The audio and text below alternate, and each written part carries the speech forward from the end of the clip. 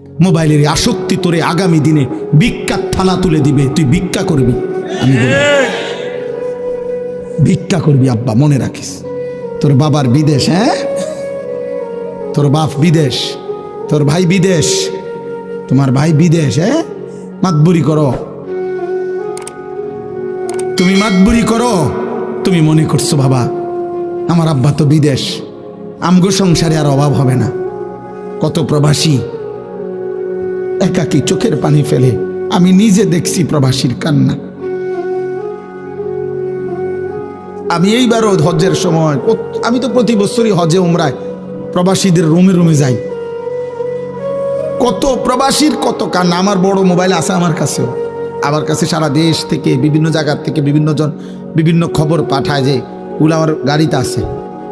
কত প্রবাসীর কত কান্না, ডুকরে ডুকরে কাঁদে। এইবারও এক প্রবাসী আমার আল্লাহর ঘরের কাছে দৌড়ে এমন চিল্লানি দিছে কাবা ঘরের সামনে, কয় হুজুর আমি আজ 17 বছর বিদেশ করি, 17 বছরে হুজুর খোদার কসম আল্লাহর ঘরের সামনে দাঁড়ায় কইতেছি পরিবারের কেউরে কোনোদিন খুশি করতে পারি নাই।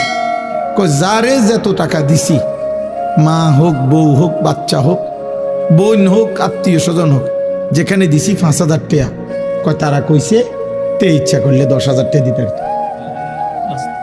বিদেশ থাকে দিছি 10,000, কয়তে ইচ্ছা করলে 20,000 টাকা দিতে পারত। তে যে বিদেশ করে এত বছর, কয় এই একটা কথা ছাড়া